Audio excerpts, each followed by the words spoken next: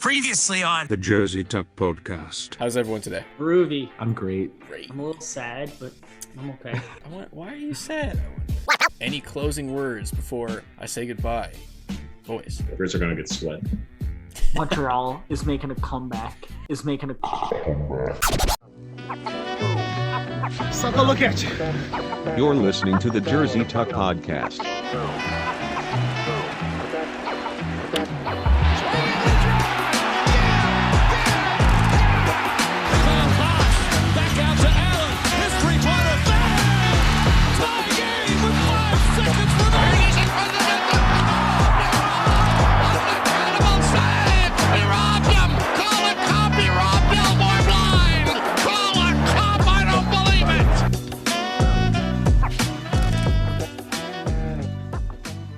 Hello out there. Thank you very much for joining us. It is June 4th, and you're listening to the Jersey Tuck Podcast.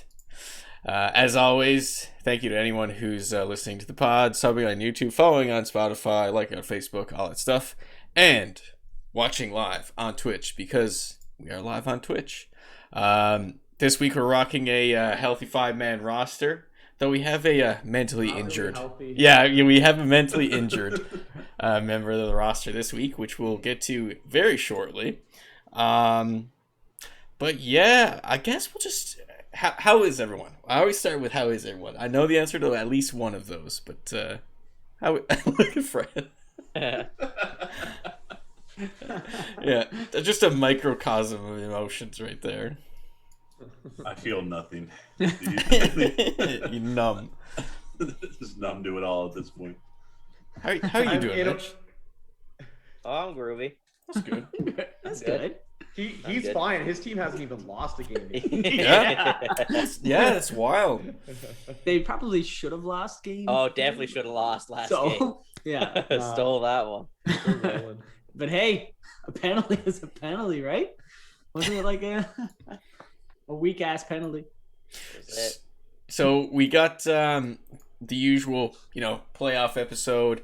Going to give the playoff picture of the NBA, the NHL, and at the end of the show, we're going to talk about some, buzzing sports topics. So there's a lot that happened in the association and the league since the last pod. It's actually been a little bit. It's been a little bit more than a week. So Friday's not our usual show.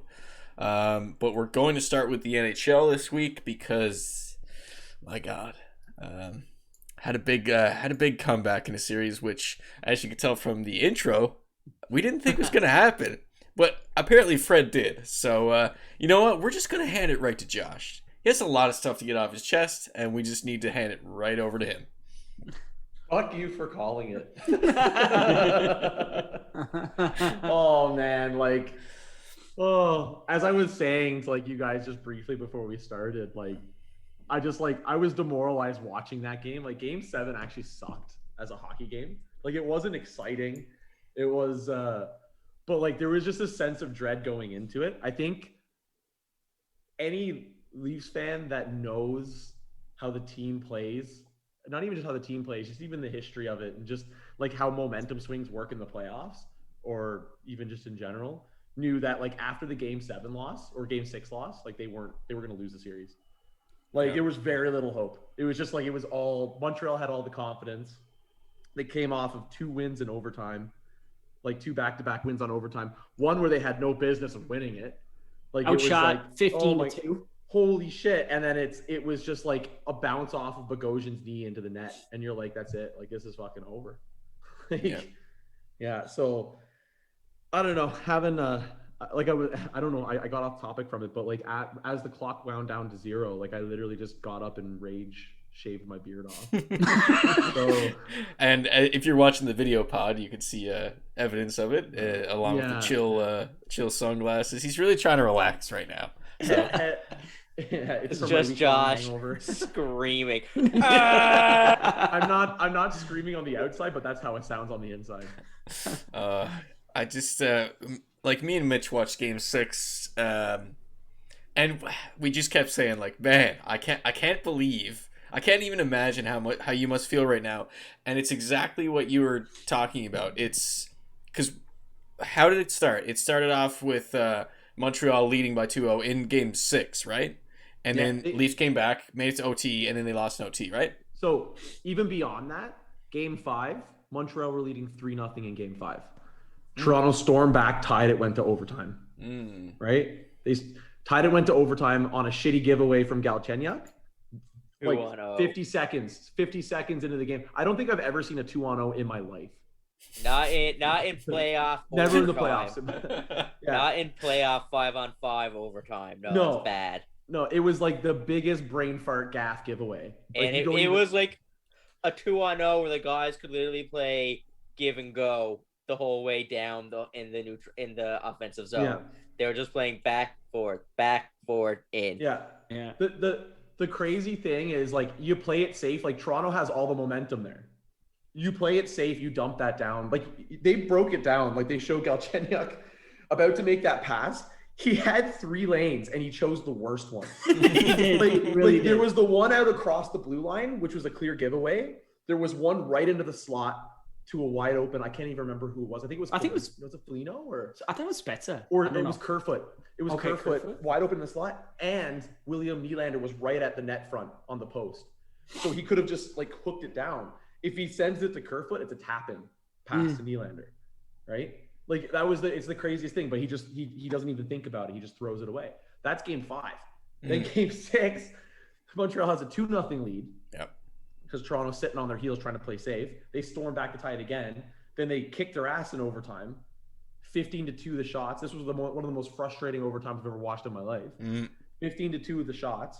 And then on another, it wasn't even a really bad giveaway, but it was just coming into the zone. It was a shot that goes, I think it goes off of Bogosian.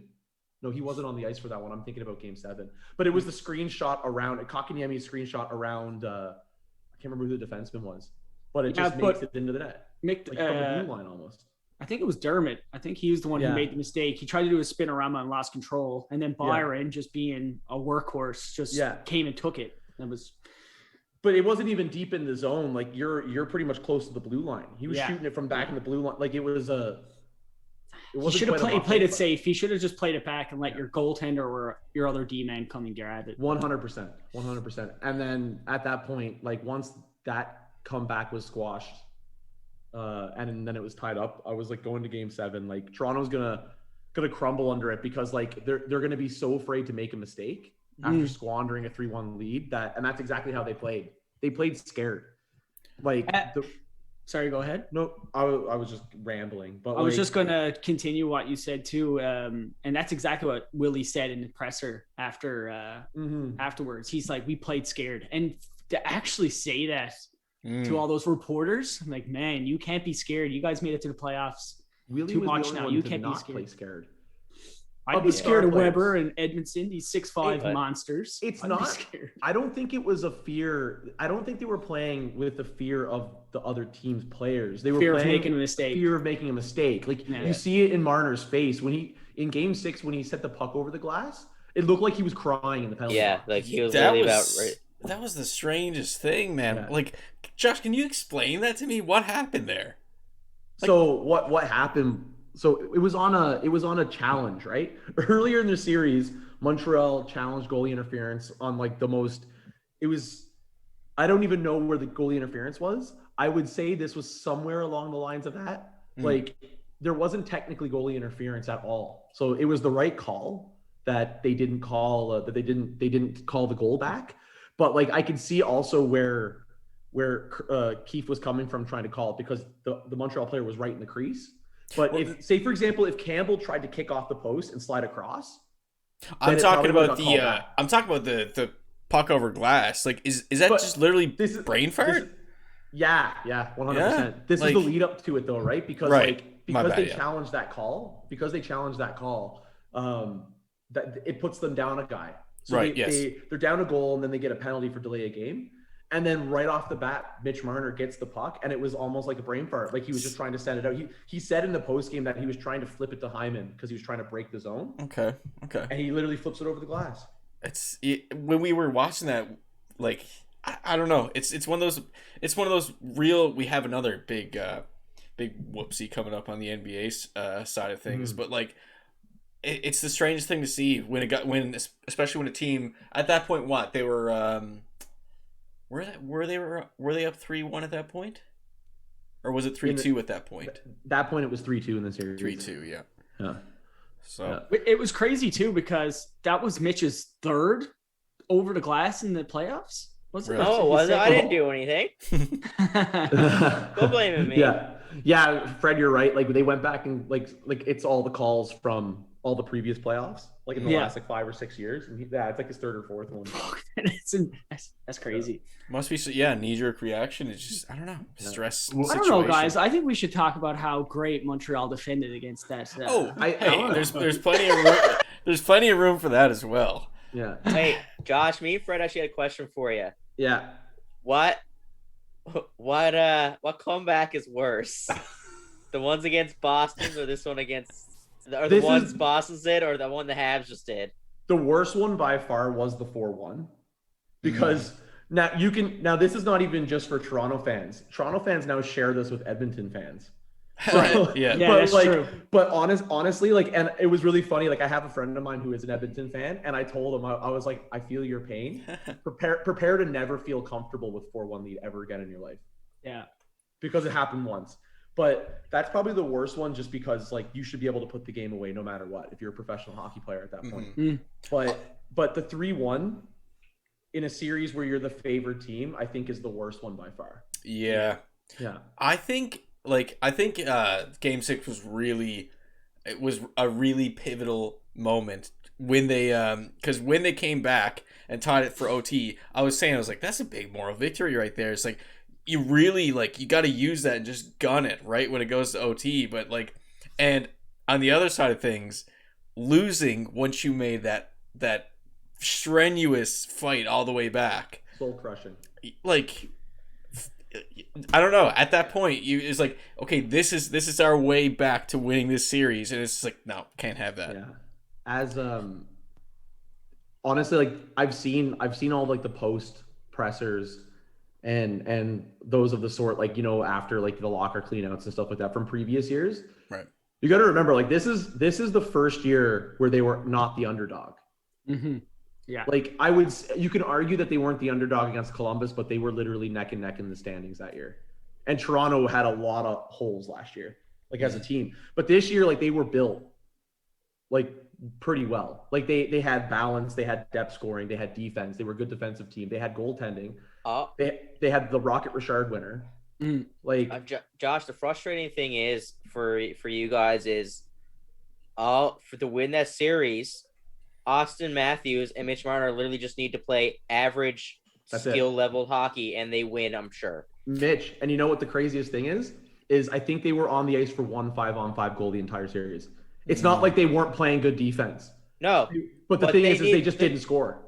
And they need to do their job. They do their job. Even if Austin Matthews and Mitch Marner didn't have to play at their league leading scoring pace. They just needed to play at their their average skill level, which we know they're capable of, but they didn't they didn't show up, and that killed them.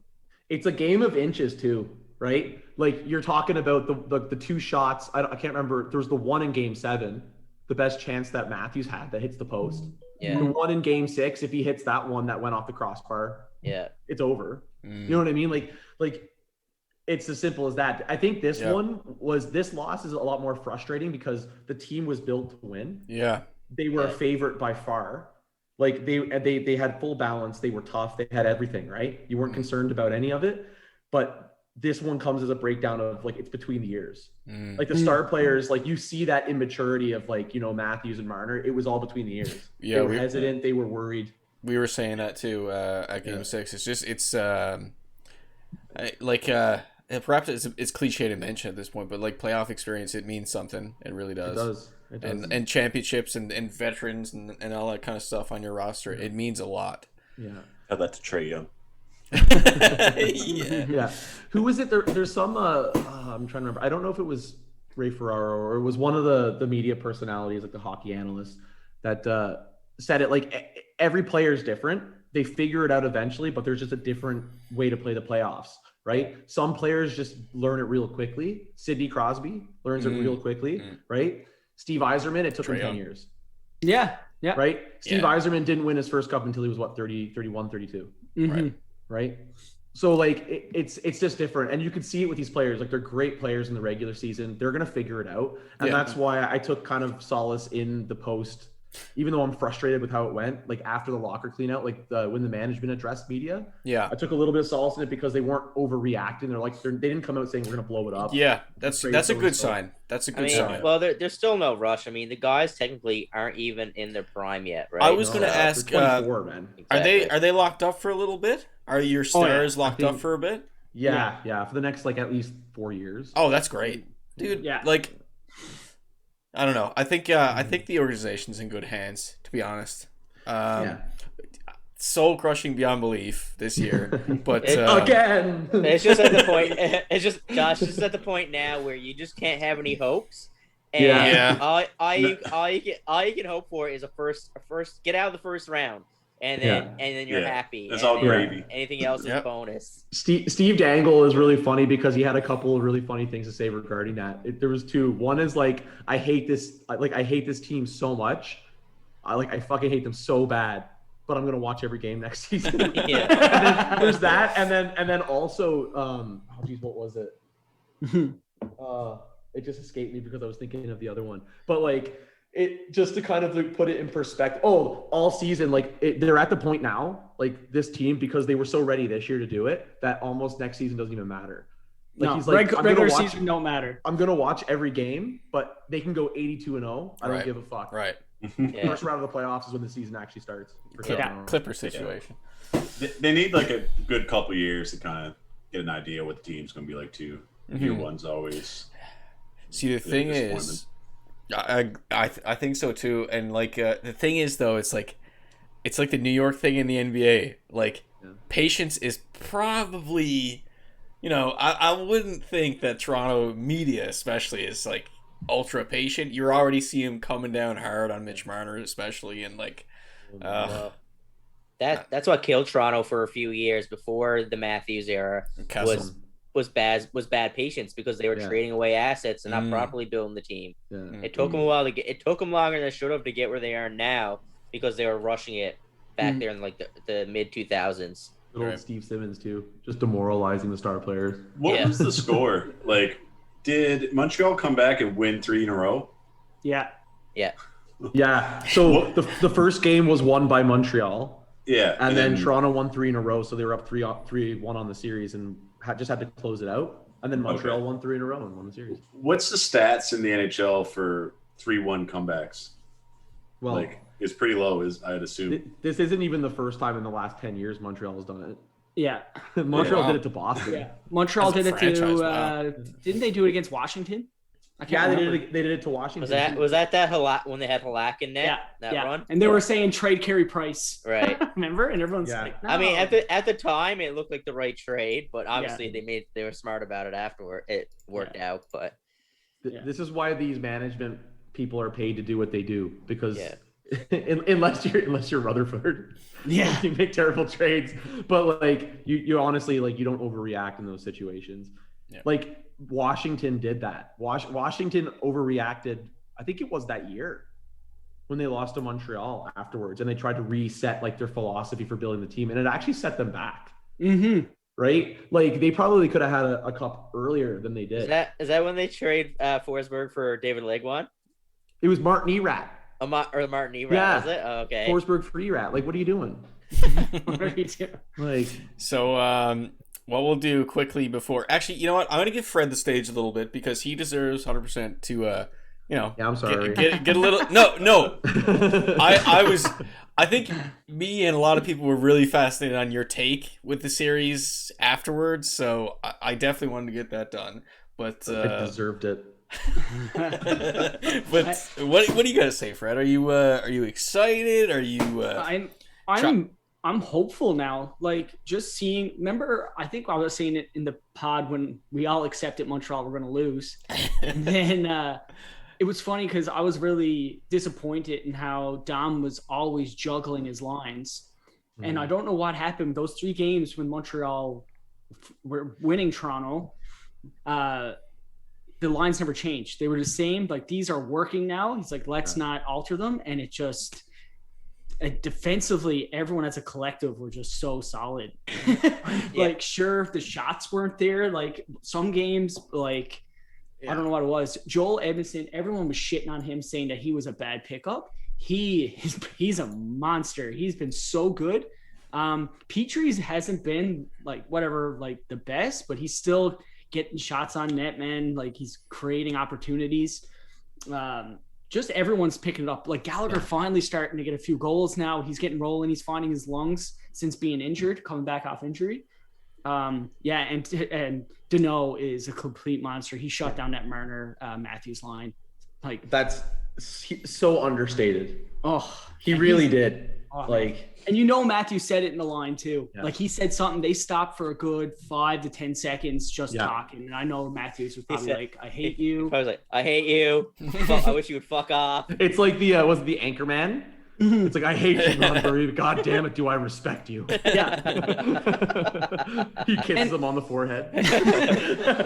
But that's another thing. He's UFA after this year. So Montreal said that they, well, this is all speculation, like, gave him a contract that he can take, and he said, "No, I'm worth more." And they're like, "No, you're not." And then the season started, and he didn't look good. And now you see him in the playoffs, you're like, yeah, maybe he is probably worth it. Like, what do you do, man? So yeah, like, it's so easy to talk about that series, and like everyone does and the media does. They look at Toronto and they're like, "Oh, Toronto collapsed. Toronto did this." You know what I mean? Like, it's a little frustrating because I didn't look at it the same way. Like, initially I did, but honestly, you got to give Montreal credit. Yeah, for sure. You really do have to give. And I honestly, I think Montreal, like, a lot of the time in the playoffs, just look at this, like, past years, and this always happens when a team finds their confidence and their legs the right time. They get that springboard moment, and then they're just going to run.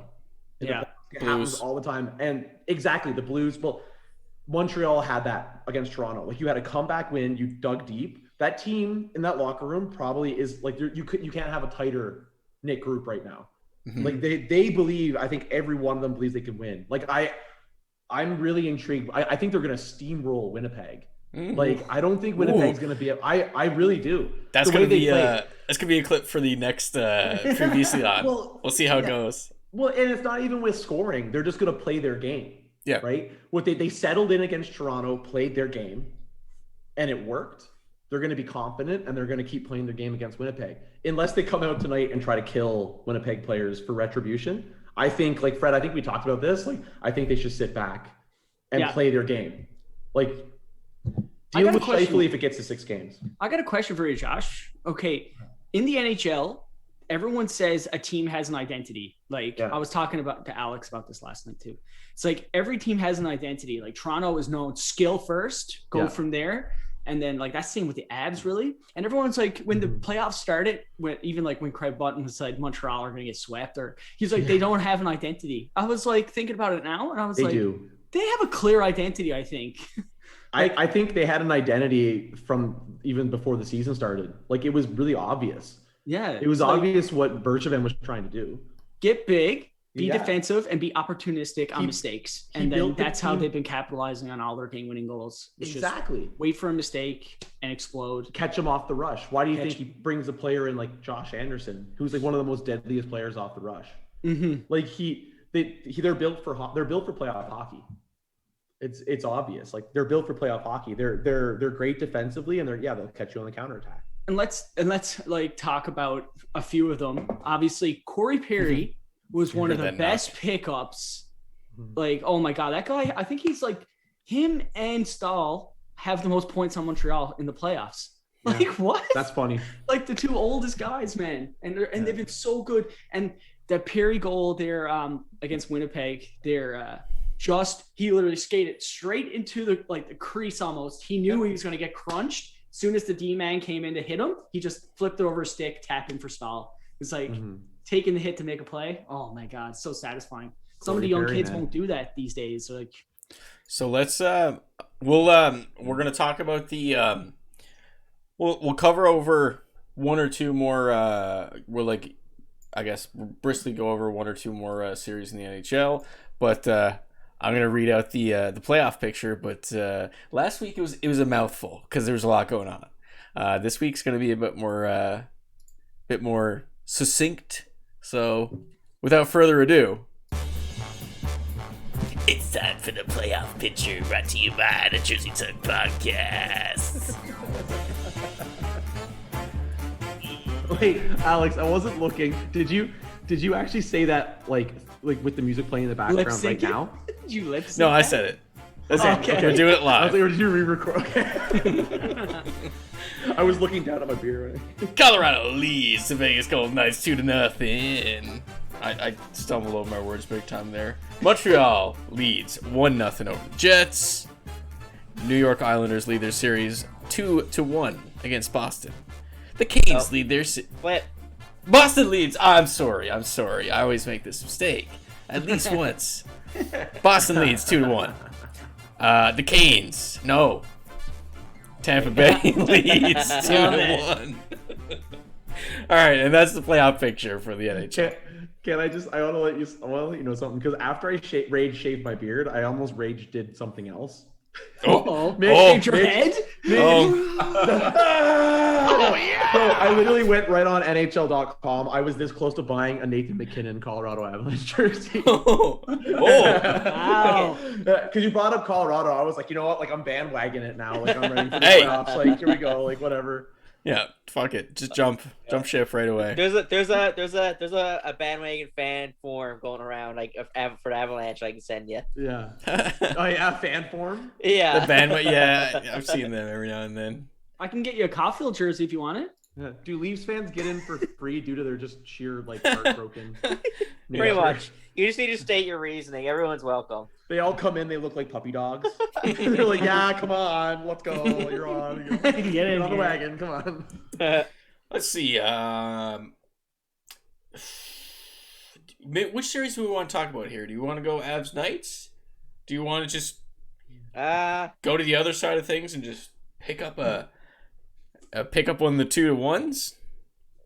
I mean, Avs Knights. I'll quickly touch on it, but sure. I mean, the first game they won. Colorado beat Vegas 7-1. Mm-hmm. That was just an absolute ass kicking. But that was Colorado being rested and showing no rust, and Vegas clearly coming off a 7-game series with no real break, and they were just dead tired. You could tell they're absolutely exhausted. Right. There was some sketchy stuff in that. I mean, Ryan Graves laid out a big hit on Janmark that was a little rough, but I mean, I don't know. He laid him out, but it was playoff hockey. I don't think it was anything outside of that.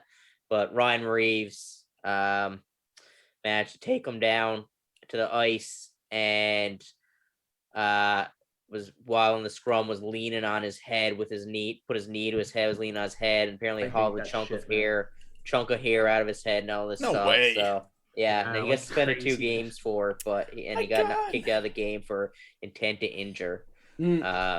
But yeah, there's the brutality of the NHL playoffs. Yeah, some is goonery there though of Ryan Reeves, man. He's becoming more and more less relevant of a player as he goes. He can't keep up. Right. I actually think him being out of the lineup helps Vegas more than it hurts them. He's goon so squad, funny man. How that works. I would have said last year that Ryan Reeves in the playoff or in the lineup actually is a difference maker. Like you saw it in the playoffs last year. Yeah. Right. But it's so crazy how like those certain styles of player just like against a fast team like the Abs. Yeah, he can't, and that's what he does. He couldn't keep up, so he goons it up, but he hurts the team. He hurts the team. But so yeah, that was just a complete. I can relate that to Patrick Beverley right now. Ooh, very Patrick Beverley-ish. Yeah, it's very Patrick Beverley. And, very similar. Game 2, Colorado Grubauer stole it. He was insane. Vegas was all over him, but they managed to hold on to overtime and get a favorable call and put it away on the power play. So that's kind of how it is. I'm expecting a big game from Marc-Andre Fleury here tonight. I'm hoping Colorado doesn't look as flat as they did last game. Mitch, I admire your what would you call it? How you present yourself on the pod. Your team's in the playoffs. They're looking real good. He's so humble. They're looking real good. And I don't think it's so much humble. I think honestly, it's more so like, I'm not going to say anything. I'm just going to enjoy it. I know Mitch too, and as a fellow superstitious, Yeah, I can't go you can't get too cocky. cocky. No, I can't. Yeah. I know Vegas. Vegas is a good team, man. They are, and, they are. And really. it's playoffs. Like any team can beat anyone once they get going. So right? so Mitch, so like Vegas have two really like starting goalies, and obviously Leonard got lit up the first game. He didn't even back up last game. Yeah, so that's what I was going to ask him. Like, do you think he's going to come back, and or you think now Fleury is like the number one? Are you nervous with that Fleury is now the guy? Well, no, Fleury is the guy. Yeah. Why did they start with Leonard? That was a guarantee. They were only trying to give Fleury rest, and I honestly think there's a bit of a smaller agenda in Vegas to make Leonard their starter. Yeah. Just because Fleury's so old, and I don't think they want to be like. For some reason, there's a constant agenda there, and I think we've seen it last year that they want Leonard to be the starter. They're not relying on Fleury, but Fleury keeps forcing their hand because he's playing the superior hockey, and I think that I honestly, but combined with rest and that agenda, I think that's why Leonard started game one. Okay, but I mean, Fleury's their guy right now, man. There's no other way they can go, and. I mean, Fleury's just one of the best goalies of all time. In my opinion, he's honestly making them pay for that fucking the fiasco of last season and the whole thing with the sword in the back. Yeah, you know what I mean. Like, yeah, we're gonna pivot over to the leagues right now, just for time reasons. But I want to get just give me like a sentence or two on the other series in the NHL. Just thoughts from our hockey panel on Islanders, Bruins, Canes, Tampa. I'm the surprised. Perfection line. Okay, yeah, there you go. You see that goal. You see that goal from Marchand last night. He just knows how to score, man. Yeah, Holy that was fuck. a good shot, man. But that's Varlamov to the T. That's the Varlamov I know from Yeah, Colorado. you He would is know not a very well. clutch goaltender. Oh. I've seen Varlamov give up goals like that in game sevens and overtimes like that so often. I don't know what he's a good goalie and he can keep you in it and everything like that. Like he kept them in that game too. Was that a bad goal to give up, or was it an amazing shot? It was a bit of both. It was a great Yeah. shot, man, but he was off his angle. I don't know how he was played blocked that a bit too, man. Like but he played that. thread the needle, man. Like, He played that shot wrong. He was too much on off his angle. I didn't like it. It was a good shot, but I thought it was if he's on his angle, if he plays his angles right, he can make that save. Mhm. And next series, Carolina, Tampa. That's a surprisingly lower scoring series than I thought it was going to be. All defense. I'm surprised. I'm actually, and it's 2-1 for Tampa right now, right? Yeah. Like, I'm actually kind of surprised too, but I wouldn't even be surprised if this is just gonna like be like the most under the radar 7-game series. Oh, that's gonna be get. Like, you know what I mean? Like, it's gonna be a 7-game series that just goes under the radar. Yeah. Yeah, it's getting chippy too. It's getting good. Like even Kucherov is getting into the grind a little bit again. So the other thing that's crazy is we already pretty much know the matchups for next round. Yeah. Like what they can be. Yeah. Like we already know that Colorado's going to play one of the North Division teams. Like Colorado doesn't want it. Colorado or Vegas. As you're Don't the Colorado fucking fan, jinxing this, John. I'm not jinxing it. Don't do this to we me, already man. know. We already know. I'm sorry, guys, but we already know that Colorado's going to play Montreal. In the No, next stop round. saying No! it. That'd be a dream come true. And fuck, I swear to God. Winnipeg versus Vegas now for fuck's sake. He's not an ab fan, Mitch. He can't touch your jinxing. It's all right. I didn't buy the jersey yet. I didn't hand in the application yet, Mitch. Stay tuned. Stay tuned for the next pod, which we will probably have a new segment, prediction pints. It's pretty self-explanatory, but make sure you tune in next week for that one.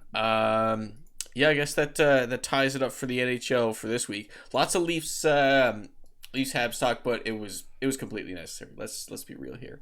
Let's bring it to the first segment, the Steamy Stat. That stat is steamy. The Steamy Stat.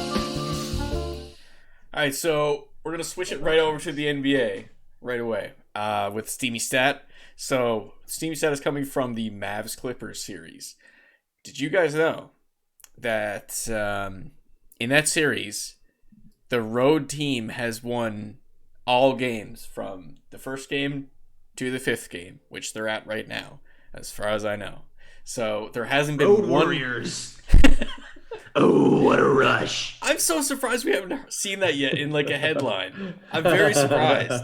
Any kind of Road Warriors thing, but fucking right, man. I got hey, ideas. Man. Yeah, Josh needs to be employed by one of those big new career. Here we go. But yeah, it's the road team has won the first 5 games. It only ever happened once in history, which was the 1995 Rockets in the Western Conference Finals against the Spurs.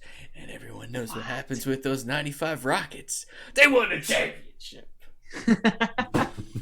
So, I guess that means the Mavericks are winning the championship, guys. Is that what you think? Wow. No. No. I think Luka's an incredible player, but I don't think, in terms of depth, Mavericks aren't there yet. Even right now, do you think they're going to get past the Clippers? Yes. Yeah, I think so. I think they've shown. I think they've shown at this point that they're a lot better when everyone's locked in on that roster. So I guess we can just move right into the NBA matchups there now. Let's do it. So I guess you know what? We'll start off with the NBA. We'll read the playoff picture for the NBA right away. Okay. So let's get back to it. Are you going to play the music? Yeah. In the NBA, the playoff picture for the Jersey Tuck podcast. Sick. We have. Actually, you know what? We're not gonna do that yet because it's not set up. So cancel that. Cut the music. Cut that. Music. So we have a couple teams moving on. We have. Let's see now. We do have one team that's been Swept? I don't know. I don't know if we covered it last pod, but I don't think we did. The Milwaukee Bucks have swept the Miami Heat. Swept? And it's kind of a big deal because now Tyrell, correct me if I'm wrong here, but that series went 4-1 last year in the other direction. Yeah, it was 4-1, 4-4-2. It was not even close. Yeah. From what I remember, though.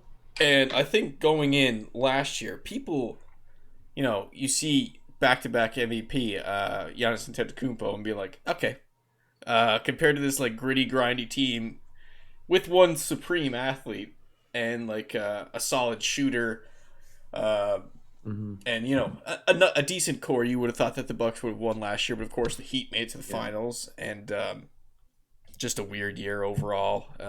Bubble year. I love it. Bubble year was very weird. So, the Bucks. Was that another one of those series where they almost could have went up or down in the seeding? Yeah, the Bucks could have sat their players and dodged the Miami Heat. I think they could have. I can't remember if they were going to go up or down, but they purposely went all out in their last like 1 or 2 games, so they met Miami again in the playoffs. Now, I'll say this: I don't like that. But like, you don't like how how some teams do it purposefully. Now, you know who did, which we talked about last pod, the Clippers. The Clippers did because they didn't want to face the Lakers, which are out now. That's pretty funny. And they're down in their series versus the Bucks. So hey, Kawhi. Or the Mavs. It's the Mavs, right? Mavs, yes. Sorry, the Mavs. Hey, Kawhi, not looking like too good of a decision there for you, buddy. This is low key one of the most exciting playoffs in the NBA. Absolutely. Because it's so many storylines. There really is. The rivalry is being born like between Atlanta and New York now. That's gonna be a fun matchup next year. And it's just the drama, I guess, of LA just being manhandled by Devin Booker and Luka right now. But even now too, if you see the Mavs like close out the Clippers, like that's excellent. Like I love it. Like you're seeing these like star players. It's kind of like one of those things where these star players that went to places where they're like, let's go win a championship together, do their thing. You know what I mean? And then just get like slapped. Well, that's what it is. That's I love it. That's it's exactly what Kawhi and PG did. Kawhi could have stayed in Toronto. Everyone knows.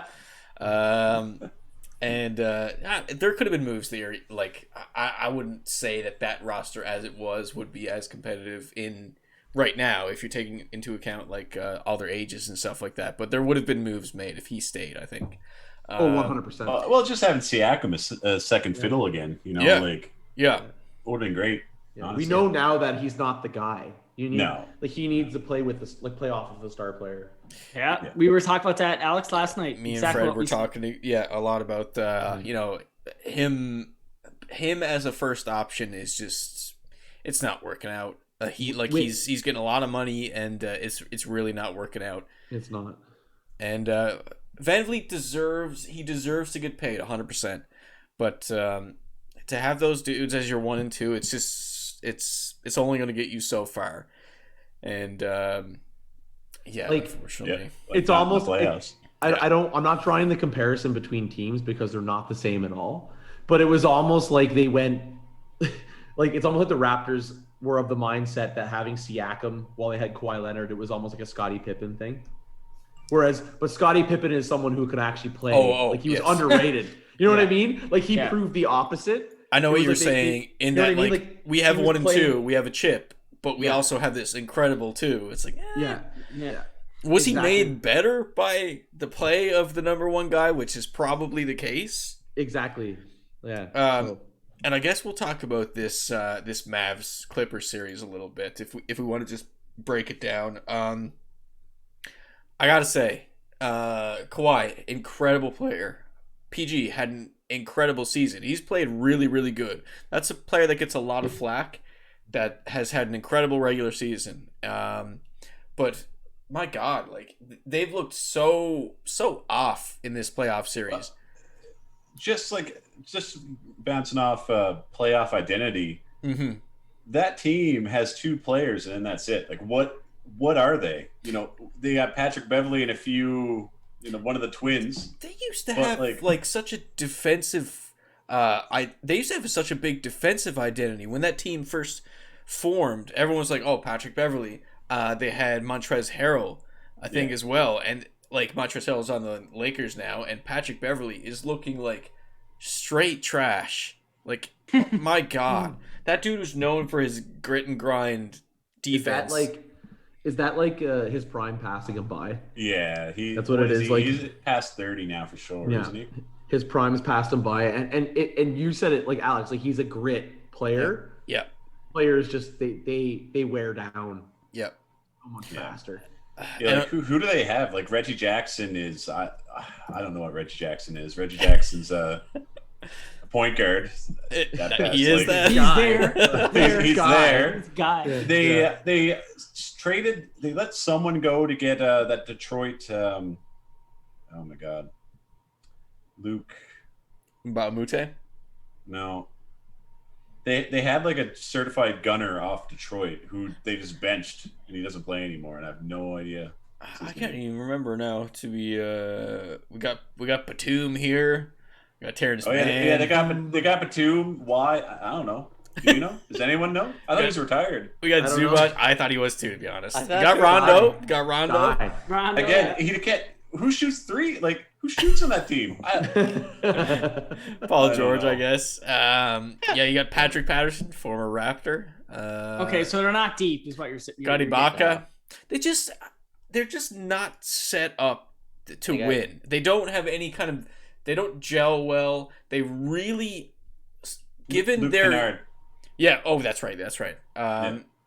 Given their star players, if you were to say one year ago, or like, probably 1 year ago now, if you say like Paul George and Kawhi Leonard, like, whoa, defense, like those are all stars that can play defense, and you look at their series, it's like, can they though? Like, my God, they can't guard. What are they missing? They're missing They're missing a team. 7 other players. Like, what do they need? They're missing an emotional leader that's can do more than Rajon Rondo does. They're missing role players who are in their ready and now prime. Like everyone else is either expired or trying to punch above No, the weight it's a great point, Mitch. Because I think they have Boogie as well. I think they got Boogie because of Rajon Rondo. Like He doesn't fiery dudes who those are great names. What, 5 years ago? Yeah, like or later? What, like? Well, Rondo won a championship last year with the Lakers. Oh right, I forgot about that. But see how well. I guess he had a couple decent games. No, I know exactly what you're saying though, Mitch. Rondo was not the big part of that team. No, I think they were probably winning that if they replaced Rondo with someone else of a similar type style player. You know what I mean? Mm. I feel like they need some more players that are just a bit more dynamic. You know, they got a lot of one-dimensional players like Beverly, and like Mitch was saying, they're nearing or at their expiry date. So what do you expect him to do if the one thing they were good at they can no longer do? That's the thing with Patrick Beverly. He's like, and he was never like an all-star player anyways. He was all defensive 1 year. He was a top of the line role player, man. Yeah. He was. And yeah, like if you take that away, it's like there's a roster spot gone. Like there's a starter gone. And like Josh said, the gritty guys, they tend to wear down quicker.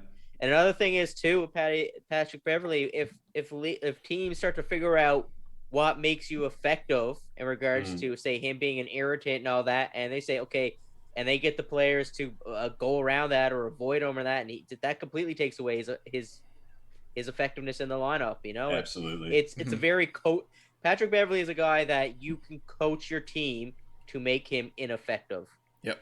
Don't buy into his bullshit. Exactly. Don't engage. And I mean, you take away half his game there because what Patrick Beverly does is Eddie Bevs. What he does is Patty Bevs, man. piss people off and get to the gritty areas. If you don't engage, that takes away half of his effectiveness. Hey, and listen, and like in the series that he was involved in where he was effective, like you got to give him credit in when he was in his, prime per se, because he was guarding Curry, he was guarding Westbrook, and he was really getting underneath the skin of those dudes. So he can't defend physically anymore. Doesn't Westbrook pretty much hate Beverly because of that? Beverly injured Westbrook. I know it's not hard to piss Westbrook off, but like I'm pretty sure Westbrook genuinely hates him because of those matchups, doesn't he? Yes. Oh, some of those matchups were as fiery as it gets. Yeah. Seriously, and let's give credit to Luka Doncic too, because that dude's a god. He's a god. And you look at the roster for the Mavericks. It's like, all right. It's like Kristaps Porzingis. It's like, okay, he was really good on the Knicks. Is he anywhere close to that now? No, he's not even a second option anymore. Yeah, honest to God, he was looking good though, wasn't he, earlier in the year? He's looking like he's recovering. So I would say good, but he looked like he was on the rise again. He's not. His points per game is more than you'd think. It goes under the radar. When you watch him play though, lately, it doesn't seem. I think he scored 8 points in that win. That's nuts, man. And he's spooked to get on the boards with offensive, defensive rebounding. He's kind of spooked to throw his body around, which it makes sense to an extent because he's so long and like he's injured himself from landing and that kind of stuff before. But you got to have more of a presence down there once it's all said and done. They're definitely not a 1-2 punch. He's more of like a third, fourth option looking like right now anyways. Look at those punches. He was so fun when he first broke in, and he's the unicorn. Yes. Yeah. That's the thing, because people actually they drop that nickname every now and then, and I'm like, wow, that was the thing, because he was like shooting triples, really like posterizing dudes, and Nick's Porzingis was exciting. For some reason there's always like this like hype flash in the pan that comes out of New York, and then their career dies. Remember Linsanity? How insane that was. Good old Linsanity. Hey, that's an excellent segment. Sounds like Toronto, but no. I was gonna say, no, like I think it has more to do though with just like over anxious management.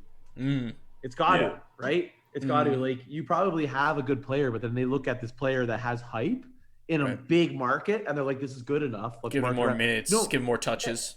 But instead, like, just keep building around them. Yeah. You still need to bring in more. Right. Yeah. No, that's a good point. Yeah. Let's with that said, let's bring it over to the fiery Knicks Hawks Love it. series. So, Quiet as fucking here. so Not like this. the Knicks have moved on against Atlanta, and Philly has moved on against Washington. Both of those series ended with 4-1, and so now they're matched up. We got Atlanta versus Philly. Trae Young. Let's talk a little bit about Trae Young. How he's becoming like everyone's favorite player, or in the other case, man. everyone's least favorite player. He's a bona fide TJT favorite. Yeah. You know what's really funny about it? I think because we're not fans or we don't have any attachment to the opposite teams, the teams that lost. Like this guy is totally like my biggest comparison. And Mitch, Fred, you'll understand. This guy's like a Brad Marchand to me. Yes, totally. You know what I mean? Like he's a Brad Marchand, but like because we don't care about the other team, we see it. We're like, yeah, I like this Take guy. that. Yeah, I like this guy. Like, he's cool. Yeah. Oh, I love it. This is his first playoff experience, isn't it? Like It is. It's And he's getting more powerful. He's getting more powerful with it. He's like a villain, and he just feeds off it. That pic that you sent, Tyrell, about him just standing there. I called it. I called it. You did. Oh, I was watching that series, and then I seen that happen on the TV. I was like, someone got a perfect snap of that moment, and it's gonna live on. And he's playing like he's like 6-7 years out in the league right now. Yeah, and 6'7" foot tall. Like you don't go into New York City. First time they've been in the playoffs in like 9 years. That's easy to forget too, because the Knicks are, I think, the most profitable franchise in the NBA. I think, and for them to reach this massive franchise milestone, being like, okay, we're back in the playoffs. We got most improved player. We're on the up and up. Like that crowd, my God, and you could hear it. You watch every home game in that series, and holy shit, like they were loud as hell. It was amazing. I loved every second of it. And he didn't even stutter. No. He just came in and it was just like, no. Shut up. He embraced it. Full like wrestling, professional wrestling. He was like, yeah, I'm feeding off this. This is me. Yeah. It was like he let them win game one so he can come back and kick their asses in front of the home crowd. I wish he would have sunk a 3 and turned around on like the Ric Flair strut up or the Vince McMahon arms. Well, Mitch, I don't know if you saw it. Yeah, I don't know if you saw it, Mitch, but when he sent them fishing, he shot like a triple when they were like trying to get back into it, and with a minute left. Yeah, with a minute left, it was just like, you know. You can say it's disrespectful, whatever. He shot a triple, and then once the clock ran down, he actually gave a bow. Like he did like kind of a Broadway thing, right? They asked him about it in an interview, and they're like, "Why did you do that?" He's like, "Do you know where we are right now? I put on a show, and the show's over." Yeah, he said something. Yeah, he said something to do with New York City has a lot of shows, and like I know what to do when the show's over. It's like, yeah. Savage. Love it. It's got to be like something's got to be said how awesome it is that he feeds off energy like that. Like you wish that you had that in more sports. Absolutely. You know what I mean? Like that, like energy, like where it's just like, you know, that's hard to get. It's a bit of drama, right? Like, and that's hard to get. Like I think if you watch the regular season, you know that the Knicks had like they were a very defensive minded team, especially as Tyrell said on previous podcasts, like defensive identity, right? And they were known for that. And then you get this dude who just breaks him down. Julius Randle, hey, most improved player, looks like shit. Looked like garbage. Had a shit series. He wasn't ready. Left or like Cooley. Wasn't ready. It's kind of like Siakam, honestly. He has one spin move. He goes to the left, and then you just like step up in front of him. Yeah, it's probably one of those things that once you play a series against them, you do the playbook, run the tape. Right. You get the game plan designed, and then it's easy enough. You're shut down. Mm-hmm. Yeah. So let's see what else we got going for us. We got the Denver-Portland series. Me and Fred watched that last night? Yeah, I guess it was. Last night. Yeah. So basically Jokic being an absolute god, dominating. He is so good, man. Oh my wow, God, is he's he a good? If he beast. doesn't get MVP, it's highway robbery. It's Oh, for sure. absolutely, man. That dude, like, He doesn't panic. no, he doesn't. Please. Like Damian Lillard will be like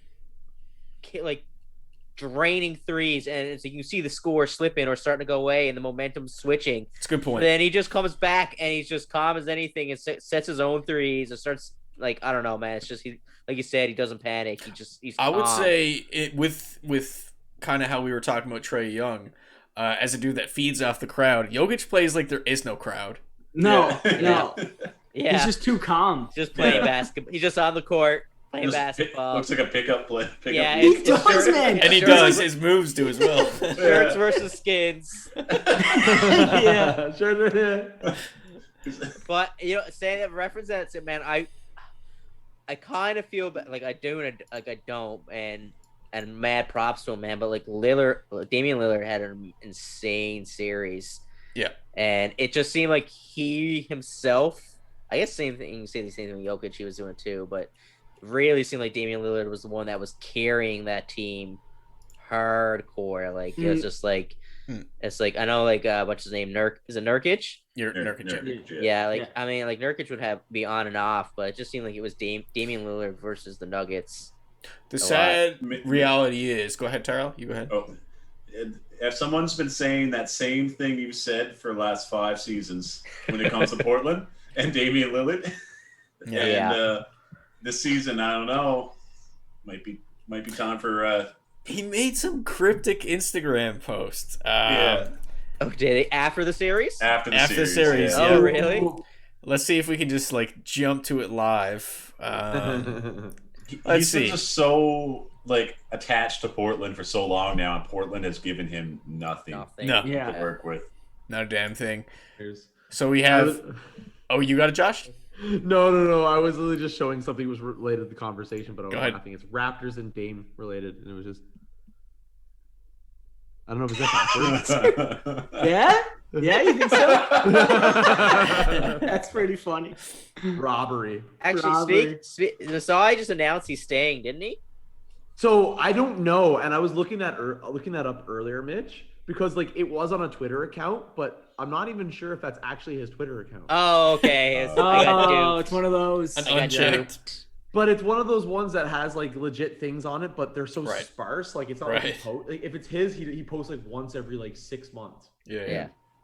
So Damian Lillard's caption was, "How long should I stay dedicated? How long Wow. till opportunity meets preparation?" So take it. Interesting. Take that as you will. It's a lyric by Nipsey Hussle, R.I.P. Yes. But yeah, take that for whatever it's worth. NBA players do that all the time with their cryptic posts. We'll cover. You might as well. We'll cover the Lakers Suns a little bit here. Mad props Devin Booker, incredible player. Way more than I thought he would in his first playoff appearance as well. I think. How the turntables. I love How the it. turntables. This And- is my pick in the playoffs right now. Like Go for it's just the Suns. Like I'm backing the Suns so much. Oh, I would love that so much. It I does, but it's not happening. I would love I it don't so care. much. I don't care. I love it. I don't care. I don't care. Josh just enjoys the pain of playoffs. I want to be hurt. For me, it's more of a CP3. Like I want to dude. just see. Yeah. That's all it is. Like I'm Chris? pushing for it because I think it would be a really good story. Yeah. Yeah. Problem, Fair Chris enough. Paul is always the one that's on the team that's like, they're almost there, or you like them, and it's that, but it's just short. It's always just short. And And when he went down with that shoulder, I was like, "Here we go again." And they Yeah. came back, and it looked bad, and then all of a sudden they just won 2 in a row, and I was like, "Okay." yeah. So I Mitch, do you know who I root for? Yeah. Like really? No. will Who are you say rooting for again? Who are you a fan of? I will The say team that- always just comes up short. Sorry. like the thing about that series is the narrative was all Chris Paul going into it, and it's like Chris Paul's MVP, deserves MVP votes. And I think when we were doing early season awards, Tyrell was like, "Yeah, Chris Paul's my MVP," or he mentioned that he would he deserves to be in contention for that thing. I think this year, I still stand by that. I think totally. If it's not Jokic, it's Chris Paul. I think honestly. so too. I think that argument has a lot of weight to it. But I've been shown with the way this series is going, it's like Devin Booker's for real, and it's nice to see now because man, he's been on some stinky teams. He just needed that one. He just needed that one player, and this is what it brought it back to when we were talking about like the Clippers and stuff. You have one dude who's highly skilled, not necessarily in his prime, but a veteran who's highly skilled that could totally 180 your franchise. And that's the evidence. Chris Paul is the evidence. Now, sure, he's a Hall of Famer, but I'm impressed with both players a lot. So good to see. And the Lakers gone. Perfect. Yeah. Hey, do we want to give any more talk to Lakers? No. I don't want to talk about LeBron. I love that it's like this is the first time, man. When was the last time LeBron wasn't like? Well, it was his funky first year with the Lakers because he had that groin injury. Or what was it? I saw a stat. It was like this is the first time that it wasn't LeBron or Steph in like fucking 10 or 15 years. Yeah.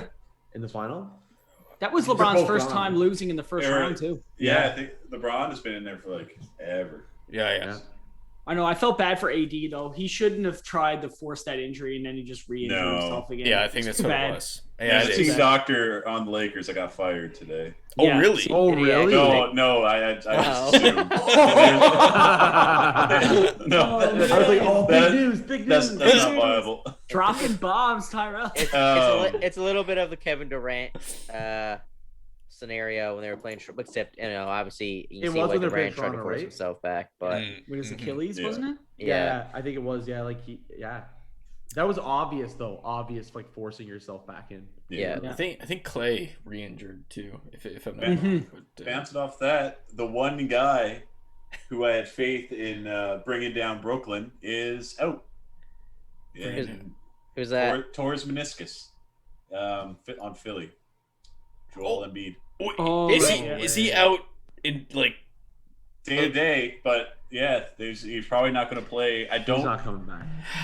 I don't think he's going to play this series against Atlanta. Hopefully, Ben Simmons and them can like man the ship while he's gone. I think they want to try to bring him in next series. Right. But, this is one of those weird injuries though. When it comes to like knee ligament injuries, like is it one of those ones that he would just play through a little bit to try to? Yeah. You know what I mean? Like because players do that. Like it's day to day and it's apparently minor and he looks good. However, Joel Embiid's like hurt himself every season for the past like 4 years. Yeah, and I think when he was drafted, he didn't play for the first 2 years of his career or something like that. Like he's a risky asset. He's like he pays off when he's healthy, but it'll be interesting to see how long of a career that dude actually has. Yeah, fingers crossed. I love watching him play. I really do. Yeah. What do we got? We'll call it there for the main segments, but we got a reoccurring segment on the show. Don't forget about the pick and roll. Hey, bro! Hey! I like the pick and roll. I like the give and go. Answer the question. Freak out, yo! All right, the pick and roll. So, non-playoff talk. Is this the first? I guess this is the first non-playoff topic of the pod. Oh God, I just realized we didn't get to a primary topic of the podcast. Anyways, pick and roll. put it in the pick and roll. All right, we'll start off with this week. I think most of us will be watching the Logan Paul versus Floyd. It sounds ridiculous every time I say it. Logan Paul versus Floyd Mayweather Jr. fight. Hey, I didn't give it enough respect to. I think it's the Triller Network. Triller. I think if Logan Paul digs deep.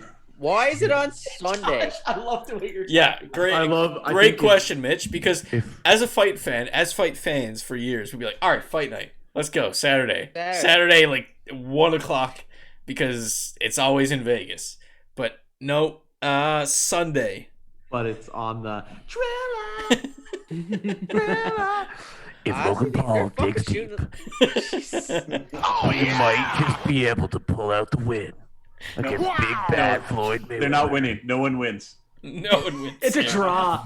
No, it's true. No, a winner will not be called. No, it's true. It's gonna be the same thing. Yeah. Same thing as the Tyson Roy Jones fight. Yeah. No winner will be announced. Yeah. But I did notice one of the rules. You can knock out though. Yeah, right? one of the rules was knockouts allowed. Okay, it's funny because reading out that rule set and then being like, all right, just say for example, Floyd knocks out Logan, and then at the end of the fight, it's like they both won though. It's like lifting their hands. Logan's just on a stool or something. Yeah. Back in his He's hand propped up raised. like Weekend at Bernie's. He's just like Oh man. I hope so. Hey, Floyd hasn't fought in quite some time. His last fight was against McGregor, if I'm not wrong, which was another that was an exhibition. That was an exhibition as well. 3 years ago? 4 years ago? Alex, you and I both know it doesn't matter. Floyd Mayweather, no matter what fight, he's gonna train for it. Yeah. He's gonna win. He's gonna be 60. Yeah. And, still And he drop. doesn't take fights he can lose too. And that's right, Tyrell. I think it was 2016 that the McGregor fight was. Jesus. Wow, it was that long ago? It doesn't even feel that long ago. No, I think it was. Yeah. Oh, Go, man. wow. Wow. Was it? No. Wow. No, it can't. It couldn't have been that far back. No, I think it was. I think I was back home in Newfoundland when I watched that fight, which is Maybe But- like Pacquiao. No, you could be right, Josh. Like Pacquiao 2016. Oh makes wait, sense. no, I was in nursing school, so it would have been 2017 or 2018. That Okay. makes more sense. McGregor. Okay. Yeah. Jesus. Shame on me for not checking the August the dates 26, there. My bad. 2017. yeah. Oh, that was McGregor? Yeah. Okay. All right. August 26, 2017. So, Okay. all right. So, a lot's been made on social media, which is, okay, if you watch fight sports, you should not be debating the results of this fight, plain and simple. Hey, we could be proven wrong. There's the wild chance that it happens, No. but Not I don't this think time. it happens. Not this time. So I hope to God it doesn't. Like we're gonna talk about Floyd Mayweather years from now as like he's in the conversation of best boxers of all time. Yeah. Easily. Like Yeah. he's already there, right? Yeah. Like no, he's too close to that age. It's not like we're talking about Floyd Mayweather at like 70 years old fighting someone. Yeah, He's and- I'd watch it. deep. I'd watch it. A lot, Yeah. like I was saying, something that's buzzing around social media now. It's anything to sell a fight, right? But Yeah. at this point, they're grabbing at straws. They're doing the whole height thing now, right? Because it's a big deal because Logan's capped out at 190. That's part of the contract, and Yeah. Floyd's likely going to weigh some. He's going to weigh some around 165 ish, something like that, if he's in my his usual God. shape. And Floyd's 5'8", and Logan is what 5'11", 6 foot. He has a lot of height on him. Like it's And not reach. it's not And typical. reach. It's not typical of a normal weight class fight. It is an exhibition, so keep that in mind. But a lot's been. I guess whoever knows Logan from social media is going to be like, "Ooh, hey, maybe he has a chance." Floyd Mayweather's really short. That's not Logan that's not Paul it. is 6'2". Oh, wow! Yeah. Shit. So Like that's Floyd a wow Mayweather- factor, but it's Yeah. like, yeah. But Floyd is tactical, man, and like 100%. not even just in the sense of when he fights. He's tactical in these decisions. Like the guy knows how to make money. He he evaluates the moment where he's like, I can make a ton of money on this. Yeah. While being able to like, he's gonna be fine. Yeah. He's Like, gonna the beat guy- him just on stamina. There's no Yeah, way. That's what he's probably keep gonna up. do. There's gonna be no knockout. It's gonna be a boring. Like it's literally gonna be a boring fight. Wait till Logan He'll just gets box him. tired and then outbox him. He'll And That's what's box gonna him. happen. I think in the rules set as well, it was 8 rounds, 8 or 9 rounds, which is hey, Ooh. when people get in a boxing match 3-minute rounds for anything more than 5 or 6, they really understand how much stamina is involved in that sport. Like And then Conor you ask see Conor. that- I was gonna say Conor McDavid, Conor McGregor. Yeah, that's what I was gonna say. Like you seen him in round the 8th round. He was only getting ready, and McGregor was just like, oh my god, Yeah. And he's like right in the middle of his. And like you could see it, man. He wasn't even like out of breath or anything. He's like, okay, I'm ready. I'm rolling now. Yeah. And Floyd Mayweather has a reputation. Like when we talk about it, like he has a reputation of being like, maybe he's like choosy on fights, maybe this, but like, I don't like it when people don't give him the credit for being a hard worker. No, like he trains. God, Floyd Mayweather, like he prepares. Yeah, he's always in fighting shape. He's always in fighting shape, man. Now, he's gonna win this fight. With that said, Josh, I think he actually had a quote. Nothing to do with like just like overall fitness training, but he was like, "What's your game plan?" And he was like, "I don't need one. I just need to show up." I love it though because he's a shit talker. Yeah, and he's training. Training. Yeah. So there's that. I guess that's where we'll leave that topic because there's not much more to be said about it. I'm excited, kind of, because Floyd. I love Floyd a lot. Watching him fight, I'll watch him fight anyone. So next up, we'll go to the Celtics. They unexpectedly shook up their organization kind of out of nowhere. Obviously, it was in the plans because it happened right after they were eliminated. You had Brad Stevens moving up to head of basketball operations and David Fizdale being announced as the head coach. That happened super quick. Maybe they'll actually get some trades done now because Danny Ainge wasn't about that. Hey, Jaylen Brown, watch your contract, boy. It's coming. We had Duke's legendary Coach K moving on. Coach K. Oh, my God. How long was he coach for again? He was there forever, I feel like. 1,000 years. 1 million. It's got to be like 30 years. Something like that. He's in like Greg Popovich kind of territory in terms of coaching. Okay, I don't know. Did he ever go NBA or he just always just stayed there? Everyone knows Duke pays him a boatload of money. All right, so he's just like, I'm just going to stay here. I'm good. Gotcha. I don't need NBA. Yeah, everyone knows he gets paid a ton of money. He's comfortable. Yeah, I would say. Did we cover much of this in the show? The Scheifele hit. No, not really. It was kind of a big. It was kind of a big topic. But if we should probably touch on it, if we're to condense it, I suggested it for the body count, which we all agree was in bad taste. Yeah.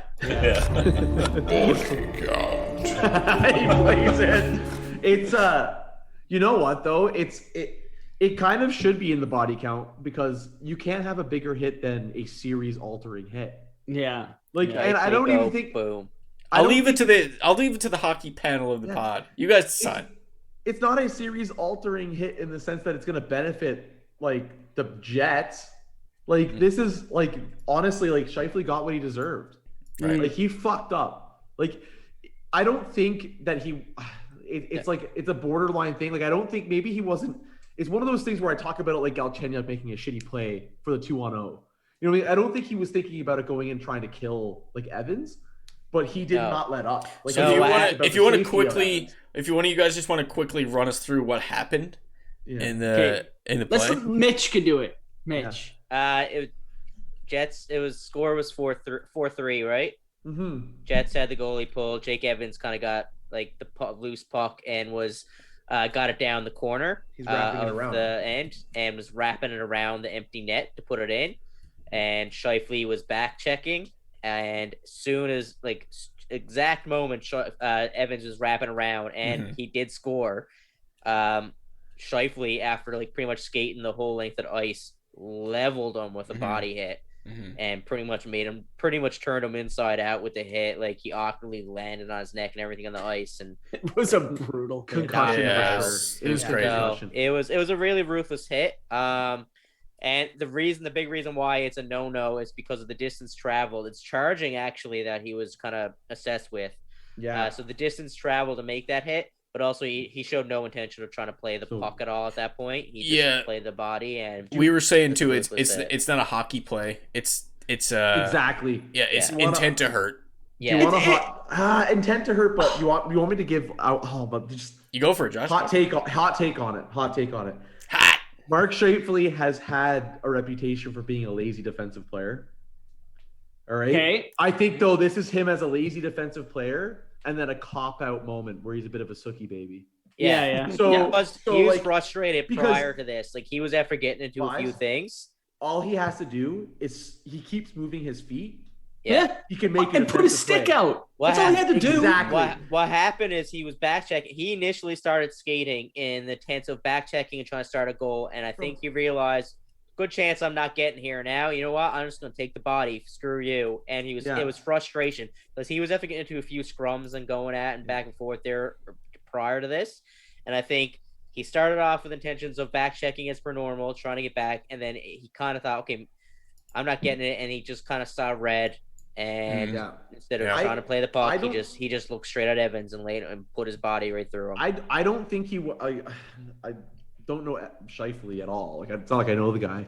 I don't think he looked at Evans saying, "I'm going to hurt you." No, but he looked at Evans saying, like, "You are a target, and you're a target. I'm frustrated. We're losing the game. I'm trying to make a defensive play, but also he's a shitty defensive player. Right. Coming back into the zone and then just having body position, like he didn't. It's like Kadri, Mitch. He didn't think about his actions in the moment when it happened. Nazem Kadri, I don't think like he does a lot like that play. The one where he got ejected and suspended this season was the least retributional play that I've seen Kadri do to get suspended. Like he clipped him, but it was a hit to the head. Yeah. I don't even know. And like Kadri, for instance, I don't know if he tried to hit him in the head. I think he timed his hit extremely poorly. And he's not paying attention. And Falk was in a vulnerable position. So it's you're throwing a hit. Like a lot of guys, like Kadri is like, I think he was gonna be frustrated. It's like I want to lay someone out, or I want to make an impact. Or he's like he's playing like this. Yes, like, it's like you're in the slot. I'm gonna hit you, and he times it completely wrong, and Falk is not ready, and Falk's not even aware of it, and that's all he does is catch the head. So it's piss poor decision with a lot of these hits. It's what it is. It's piss poor. It's piss poor decision and timing, and combined with frustration. Yeah, hockey moves so fast, and it never works out for the person like either party. Can I make a quick point there on the on the on the Evans hit too? Like, if you were following social media, you got people like Sean Avery and fucking Mike Commodore. These guys be like, "Oh, it's a good hockey hit. It was clean." You don't get me wrong. If this was a different situation where you were just come by and clock the guy, but not going literally 200 feet, I would have been like, man, you should keep your fucking head up. But in this situation, like you said, like he wasn't going for the puck at all. No. Like these guys, like I hate that people are actually like, you're right, that was a good thing. I'm like, no, man. Like there's a place in hockey where it's a good hit, a clean hit. 100%. But that was clearly intent to. Yeah, I think the onus, the onus is on the player too to know what they're about to do. It's like even if he's not thinking, he's not going in to try to hurt him, but you got to know, like, if you're coming in like full steam ahead, the guy's scoring a goal, like make a defensive play, don't fucking level him. Yeah, you know what absolutely. I mean? Like, I've seen a lot of games in playoffs where guys would literally slide from the blue line with their stick. Right. Trying to stop that. He never did that at all. He was too tired or lazy. Yeah, and there's a couple of like the factors come into play here. One is distance traveled. He pretty much went the whole rink, straight line, full length of the rink just to lay him out. He could have made a play on the puck. I mean, the option was there, and he didn't.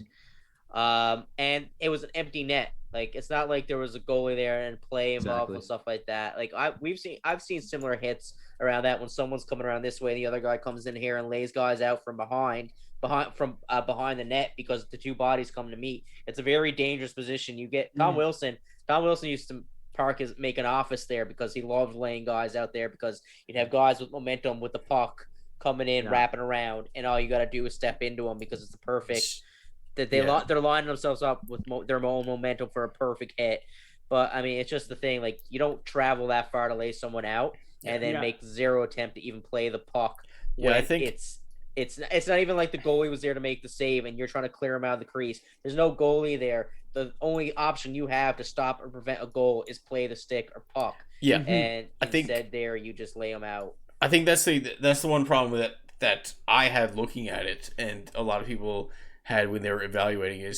It's not a hockey play. It's just like you're just trying to bang the dude up. Just play the puck with your stick. I can Suki baby. I can see guys. I can see why Scheifele's frustrated. It was the hardest he's ever back checked in his life. All right. He had to make. That being said, though, Scheifele made a press conference today. He was very mature about it, but his family are getting a lot of hate, like hate phone calls, stuff like that. I mean, that's fucking bullshit, man. Like, grow the fuck up. It's still hockey. Yeah. Oh.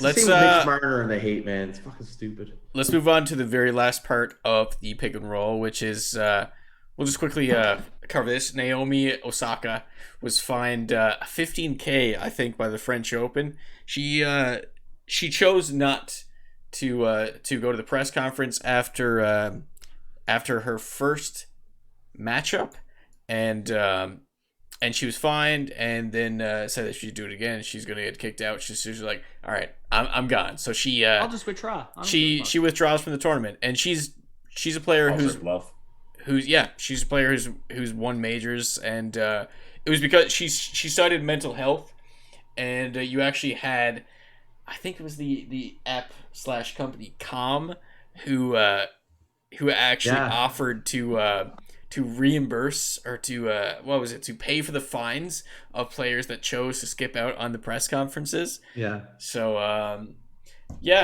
big deal, big star dropping out of one of the big You're gonna see events. this more. You're gonna. I think you are. It could be a start of something, especially because she's number 2 ranked in the world, and she just flat out dropped out of a major. Yeah. And it's a big deal. It is a big deal. I'm totally down for it. Sorry, go ahead, Fred. Josh. No, you go ahead, Fred. I was just going to say they asked Serena Williams about this. Did you guys catch what she said about that? What did she say? No. Oh, I'm just going to quote it because it's fantastic. She was just like, I know every single person asking me a question can't play as well as I can and never will. So no matter what you guys say or write, you'll never hold a candle to me.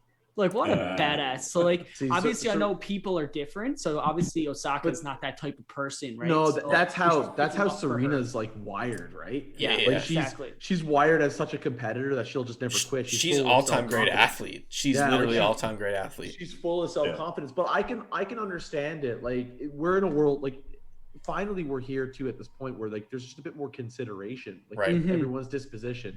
Everyone's different. Everyone's in a different state of mind or different. Like, they have a different set of circumstances. Yeah. You know what I mean? So I applaud kind of what she's done. Like, stand up for it in that moment, because look at Mitch Marner, man. Like, I'm gonna draw the parallel to that. Like, look at Mitch Marner. Like, the guy is of course a lot of the Leafs fans are just gonna point at him and he's gonna be the whipping boy for it. Yeah. Right. Like, this guy he lives in Toronto too. Like, people have also drawn parallels to Kyrie. I will say this. They draw on parallels to Kyrie, saying because Kyrie, he kind of went missing for a little bit. At least let the team know that you're not going to be there. Yeah. Don't be Kyrie.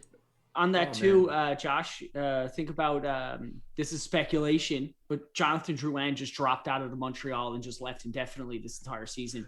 One of Montreal's highest paid players just said, "I'm out," and no one knows why, but it's clearly because if you look at social media, the guy has 2 goals. He's known to be a 20-goal scorer for sure. And the harassment I've read on that guy. Yeah, man. I didn't expect you to bring it up, but this is actually a really good point, because I think he is an example of that too. Oh, for sure. The guy is so harassed in Montreal. Well, he's born in Montreal? He's a French-Canadian player. He's a French-Canadian, right? That's who Bergevin wanted. He traded their top prospect, who's now in Tampa, already got a cup, but that's who they wanted. The homegrown talent that comes and plays in those cities that are huge, markets.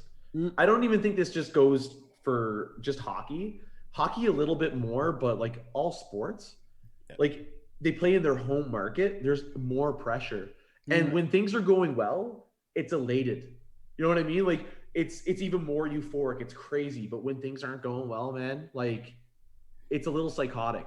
It's insane. It's insane how people can treat those people, because everyone's different. We're on the same wavelength. We would never talk to a player or even comment on their shit that way or send social media posts, harass them. But man, there's people that are just for sure. And it really sucks. You're seeing that all across the board with sports now, especially with the prominence of Twitter in sports now. I will say, unfortunately, we have to cut the pod there for time reasons. We had so many topics that we want to just pack right into this pod. Yeah. We'll probably get back on schedule, just getting right back into things on Wednesday or Thursday of this week with another live show. So I sorry to cut off the conversation because it's all been good. I got one more quick thing to end the pod on before we go. Yes. No, it's not big news at all. But if for you, Josh, if you're gonna like Phoenix going forward, what's his name? Jay Crowder posted on Instagram this hilarious photo of him and LeBron. Oh yeah. and the caption reads, "Ain't no fun when the rabbit got the gun." Oh gosh. And I fucking love it. We're all buying Phoenix jerseys tomorrow. I was actually looking up Phoenix merch, honestly. There you go. Hey, Josh, put your McKinnon jersey on hold. Put your Devin Booker, Chris Paul jersey on priority. Yeah. So we'll call it there for this week's podcast. Thank you very much for anyone who tuned in to the live show to listen. Thanks for everyone who watches us on YouTube and Spotify. Like us, follow us on all those platforms. Like I said, we'll probably be back on probably more of our regular time in the middle of the week next week. Really looking forward to all the results that come in, and make sure to keep your eyes on the Prediction Pints new segment coming next week. So, all right, what do we got? Closing words this week, boys. Let's go. I'm getting a Steve Nash jersey. Oh, Canada! All right, boys. Thanks very much for listening. Bye-bye. Peace. See ya.